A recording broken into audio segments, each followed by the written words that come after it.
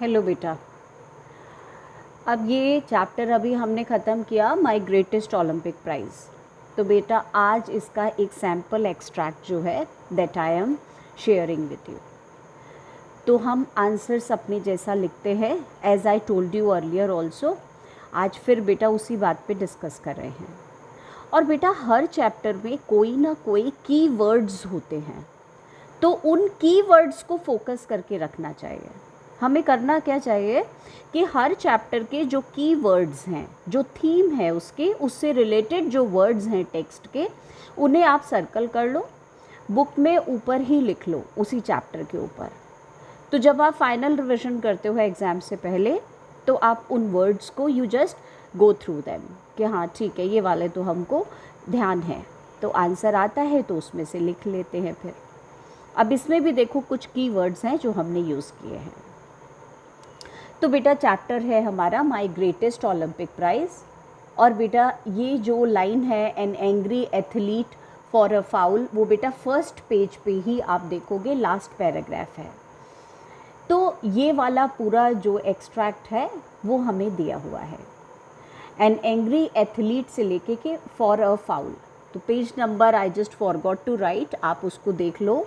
First page पे last paragraph में ये वाली लाइंस दी हुई हैं। बहुत लंबा एक्सट्रैक्ट नहीं दिया, सिर्फ इन्होंने 2-3 लाइंस दी हैं। क्वेश्चन इन्होंने बेटा हमें 4 क्वेश्चंस पूछे हैं। जो पहला क्वेश्चन पूछा है, when and where is this narrative set, ये स्टोरी कहाँ है। सेट मतलब बेटा बैकग्राउंड क्या है स्टोरी का। और ये क्वेश्चन तो बहुत ही इम्पोर्टेंट है, कब और कहाँ ये स्टोरी टेक्स प्लेस। तो हमने सबसे पहले इन्हें बताया my greatest Olympic prize is an autobiographical account of Jesse Owens. ये ऑटोबायोग्राफिकल बेटा अकाउंट है जेसी आवंस का। कब? तो हमने बोला it is set in the summer of 1936। कहाँ पर? तो हमने बोला the Olympic games were being held in Berlin Germany, वहाँ की कहानी है। तो हमने 2 मार्क्स के क्वेश्चन में दोनों बातें बता दी और ये हमने एक्स्ट्रा लिख दिया। अब बेटा सेकंड क्वेश्चन इन्होंने पूछा, what reason does the narrator give for the heightened nationalistic feelings at this time. 2 marks. तो इस समय नेशनलिस्टिक फीलिंग्स अपने हाइट पे थी, क्या रीज़न है। आप अगर देखोगे बेटा क्वेश्चन में ही व्हाट रीज़न पूछा है, रीजंस नहीं है, क्योंकि एक ही रीज़न था। तो हम उसी एक रीज़न को लिखेंगे, पर 2 मार्क्स का है तो हम 4 लाइंस इसमें लिख सकते हैं। तो बेटा रीज़न तो एक ही है, उसको हमने एक्सप्लेन किया है, कीवर्ड्स यूज़ किए हैं उसमें। Jesse Owens gave the reason of high nationalistic feelings that Adolf Hitler, the dictator, childishly insisted that the Germans were members of a master race. He believed that the German performers would perform better than other Olympic participants. This was Hitler's Aryan superiority theory, because of which nationalistic feelings were running high. तो ये childishly insist था, master race और Aryan superiority theory, ये बेटा इसके की words हैं जो हमने लिख दिए। मास्टर रेस और आर्यन सुपीरियरिटी थ्योरी में से कोई एक भी याद कर सकते हैं। अब बेटा थर्ड क्वेश्चन इन्होंने बोला, in which event had Owens been confident of winning a gold medal, why. तो बेटा 3 मार्क्स का क्वेश्चन है। कौन से इवेंट में? 1 मार्क का है। वाई 2 मार्क्स के हैं, 2 मार्क्स का है। और 2 मार्क्स का है इसका मतलब I have to write down 2 reasons why he was confident. तो बेटा पहला कौन सा इवेंट है इसका आंसर देंगे, फिर वाई दूसरे पैराग्राफ में 2 रीजंस लिखेंगे why he was confident. In which event? बेटा Owens traveled 3000 miles from USA to Berlin thinking about winning 1 or 2 gold medals and he was confident in the event of the running bronze jump. अब बेटा आप चाहो तो यहाँ तक लिखने की कोई ज़रूरत नहीं है कि आवंस का कितना ट्रेवल करके आया, वो सोच रहा था 1 या 2 गोल्ड मेडल्स जीत लेगा। आप डायरेक्ट यहाँ से भी लिख सकते हो, Jesse Owens was confident in the event of the running broad jump. अब वाई, तो 2 रीजंस दिए हैं। This confidence was because of 2 reasons, highlight भी कर दिया। आप देख रहे हो हम जितने हमारे वैल्यू पॉइंट्स है बेटा, जो क्वेश्चन के हिसाब से उन्होंने पूछा है उसे हाईलाइट कर रहे हैं, हमें भी क्लियर हो जाता है हमने एग्जैक्ट आंसर दिया है कि नहीं। वाई के लिए 2 reasons. First, a year before as a sophomore at Ohio University he had set the world's record of 26 feet 814 inches। इसका मतलब ये वाला हमें बेटा फिगर याद रहे तो अच्छा है। Everyone thought it was easy task to win Olympic medal in broad jump। Second reason beta, he had trained, sweated and disciplined himself for 6 years with the Olympic Games in mind। अब बेटा last question इस extract का इन्होंने हमें दिया था। What had made Avans angry enough to make mistakes? Name Avans' rival who approached him at this point। 3 marks का। तो कौन सी 2 चीज़ें जिसकी वजह से आवंस को गुस्सा आया?